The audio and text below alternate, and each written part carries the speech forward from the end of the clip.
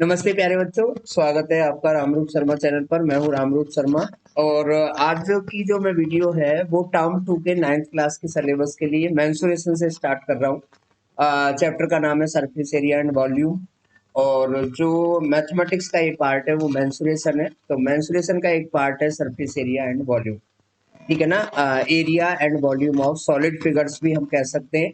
तो ये है वीडियो 9th क्लास के लिए। तो स्टार्टिंग जो है हम बिल्कुल बेसिक से करते हैं।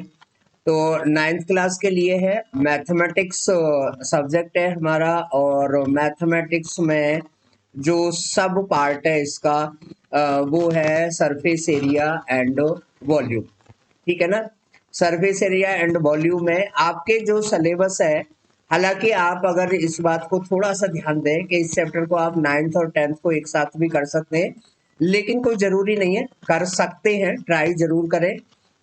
ट्राई करेंगे तो क्योंकि फॉर्मूले बिल्कुल सेम है, सब वही चीजें होंगी। तो मैं यहीं से स्टार्ट करूंगा, या हम इसको कह सकते हैं volume and surface area of solid figures, ठीक है ना। प्लेन ज्योमेट्री होती है एक आपकी, एक 3D होती है।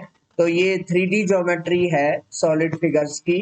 तो यहाँ पर मैं फटाफट से पहली क्लास पे आपको बता देता हूँ सारे फॉर्मूले। सबसे पहला जो है आपका आएगा क्यूब। क्यूब के बारे में आप जानते होंगे, ठीक है ना। तो तीन फॉर्मूले यहाँ पर होंगे, मैं इन तीन फॉर्मूले को चार फॉर्मूले बना देता हूँ, ठीक है ना। तो इसे नोट आप जरूर कर लें, और फॉर्मूले को अगर मेरी तरीके से लिखेंगे तो आपको याद करने में आसानी होगी। तो सबसे पहले हम बात कर लेते हैं कर्व सरफेस एरिया की, ठीक है ना। कर्व सरफेस एरिया को लिटरल सरफेस एरिया भी बोलते हैं। तो लिटरल सरफेस एरिया जो होता है इसका वो 4a² होता है। और इसका अगर हम ओपन सरफेस एरिया निकालें, ओपन सरफेस एरिया का मतलब है कि इसका जो एक फेस है वो ओपन होगा, और बाकी इसका मतलब है 5 फेस हो जाएंगे, सभी फेस स्क्वायर की फॉर्म में होते हैं। तो सिंपल सा फॉर्मूला बन जाता है 5a²। अगर हम इसका टोटल सरफेस एरिया की बात करें तो टोटल सरफेस एरिया आपका 6a² होगा।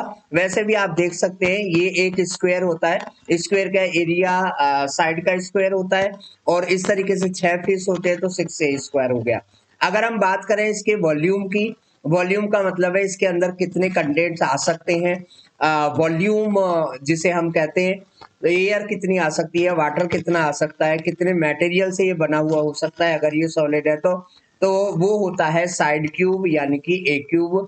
और यहाँ पर जो a है वो साइड है एक, या एज है क्यूब की, राइट। इसी तरीके से देखिए, इस तरीके से अगर आप फॉर्मूले को लिखेंगे, याद करेंगे, समझेंगे तो आप कभी भी नहीं भूल सकते, या कभी भी गलत फॉर्मूला आप नहीं लगा सकते। दूसरा जो फॉर्मूला है वो मैं ले जाता हूं यहाँ पर क्यूबॉइड के लिए। क्यूबॉइड एक क्यूब ही होता है, बस इतना डिफरेंस है कि उसकी जो डायमेंशंस हैं वो 3 डायमेंशन इसकी होती हैं। 3D है ये, लेंथ ब्रेथ और हाइट, उनमें से कोई 2 डायमेंशंस डिफरेंट होती हैं। तो इसका जो कर्व सरफेस एरिया है वो 2h और l प्लस b के इक्वल होता है। l का मतलब लेंथ होगा और b का मतलब होगा यहाँ पर ब्रेथ, ये ब्रेथ हो गई, और ये हाइट होगी। अगर हम इसको एक साइड से ओपन कर दें और ओपन सरफेस एरिया निकालें तो 2h l प्लस बी यानी कि कर्व सरफेस एरिया, यानी कि चारों तरफ का एरिया, यानी कि चारों दीवारों का एरिया। अगर सपोज करिए आप इसे कंसीडर करते हैं एक रूम कंसीडर करते हैं, तो फिर यहाँ पर l इंटू बी आपका यहाँ पर और आ जाएगा। वो डिपेंड करता है कि कौन सा जो फेस है वो ओपन है, ठीक है। उसके बाद में अगर हम चले टोटल सरफेस एरिया के लिए, तो टोटल सरफेस एरिया जो इसका होता है 2lb plus bh plus hl होता है। एक्चुअली क्या है कि हमने टू इसलिए लगाया क्योंकि lb और lb, 2lb है ना, bh और bh, तो 2bh और 2hl और hl 2hl, ठीक है। और वॉल्यूम की बात करें तो ये l into B into H हो जाएगा। एल जो है और बी, एल बी और एच जो होती है इसकी वो डायमेंशंस होती है, ठीक है। समझ रहे होंगे, अगर नहीं समझ रहे हो तो बता देना मुझे।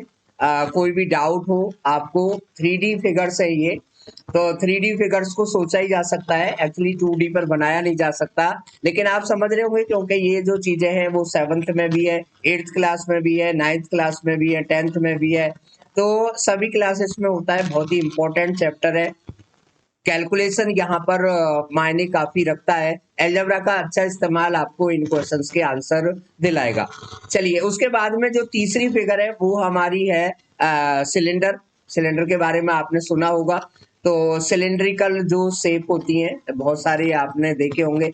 सिलेंडर तो आपने देखा ही होगा, सिलेंड्रिकल, या बहुत सारी चीजें देखी होंगी। पाइप है, वो भी सिलेंड्रिकली फॉर्म में होता है। तो इसका जो कर्व सरफेस एरिया है वो होता है 2πRH। ठीक है, नोट कर ले।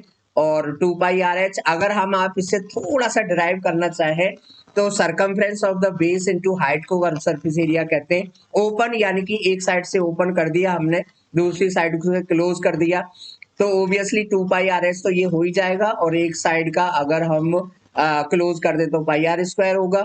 और टोटल सरफेस एरिया जो होगा वो 2πRH जो कर्व सरफेस एरिया है, और दोनों साइड का यानी कि टॉप का और बेस का एरिया का सम हम कर देंगे। वॉल्यूम की अगर हम बात करें यहाँ पर, तो πr² आपको पता होगा एरिया होता है, और उसको हाइट से मल्टीप्लाई कर दें तो वॉल्यूम बन जाता है। इसी तरीके से क्यूबॉइड में भी देखें, ln/b एरिया होता है बेस का, और हाइट से मल्टीप्लाई कर दिया। इसी तरीके से इसमें भी देखें, a² इसके बेस का एरिया होता है, और फिर हाइट से मल्टीप्लाई कर दिया।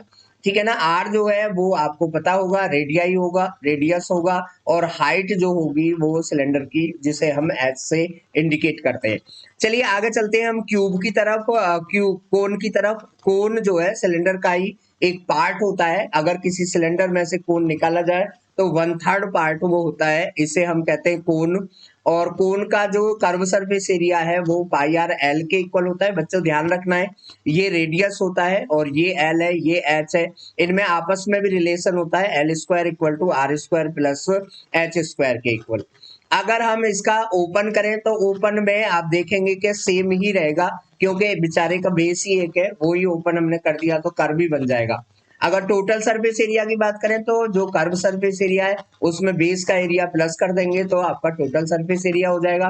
वॉल्यूम जो है मैंने आपको बताया था कि ये सिलेंडर का 1/3 पार्ट होता है। आर इसका भी रेडियस ही है, ठीक है। और हाइट जो है इसकी, एच इसकी हाइट ही है, एच जो है इसकी वो हाइट है। तो ये कोन हो जाएगा। तो क्यूब, क्यूबॉइड, सिलेंडर और कोन मैंने यहाँ पर आपको बताए। इसके साथ में आपका स्फीयर और हेमीस्फीयर आ जाएगा। एक स्फीयर और एक हेमीस्फीयर, दोनों चीजों को मैं एक साथ बना देता हूँ यहाँ पर। तो इनके फॉर्मूले यहाँ पे लिख देता हूँ। तो ये सपोज करिए मैं स्फीयर का लिख रहा हूँ, ये हेमी, हेमी का मतलब है आधा स्फीयर। इसका जो कर्व सरफेस एरिया होता है वो 4πr² होता है, और यहाँ पर आधा मतलब हाफ 2πr²। ओपन अगर हम इसे करें तो इससे ओपन और क्लोज में कोई फर्क नहीं पड़ता। आपको पता होगा इसकी एजेस नहीं होती हैं, कर्व्ड होता है टोटली। और इसको अगर हम ओपन करें तो भी ये उतना ही रहता है। अगर हम इसका टोटल सरफेस एरिया निकालें तो इसका टोटल सरफेस एरिया भी वही रहता है, सेम चीज है। तो ज्यादा आसान है स्फीयर का एरिया और curve surface area, total surface area याद करना। लेकिन यहाँ पर आपको थोड़ा सा ध्यान रखना होगा, 3πr² हो जाएगा। इसका जो वॉल्यूम है 4/3πr³ हो जाएगा, और इसका जो वॉल्यूम है वो 2/3πr³ हो जाएगा। आर यहाँ पर और दोनों ही जगह केवल आर ही है, और आर रेडियस के इक्वल होता है। तो इस वीडियो को बच्चे दूसरे बच्चों को भी शेयर करें, स्पेशली जो दयानंद आदर्श विद्यालय तिलक नगर के स्टूडेंट हैं उनके लिए ये वीडियो मैंने बनाई है। तो मेरे साथ जुड़े रहें, अपने दूसरे दोस्तों को भी जोड़ें, भले ही वो आपके साथ है या नहीं है, कनेक्टेड रहने चाहिए। अपनी जड़ों से हमें जुड़ा रहना बहुत जरूरी होता है। तो मेरे साथ बने रहे, मैं वीडियो को शेयर करें, दूसरे बच्चों को भी फायदा हो, और मैं आपके साथ यहाँ पर लगातार बना रहूंगा। आज मैंने आपको फॉर्मूले का चार्ट दिया है, और कल हम इसके बेस पर बहुत सारे क्वेश्चंस करेंगे। आपकी कोई भी क्वेरी, आपका कोई भी डाउट, आपके स्कूल का होमवर्क, आपके ट्यूशन का होमवर्क, कोई प्रॉब्लम नहीं है, आप कहीं से भी कोई भी चीज पूछ सकते हैं। ठीक है, thank you so much and all the very best.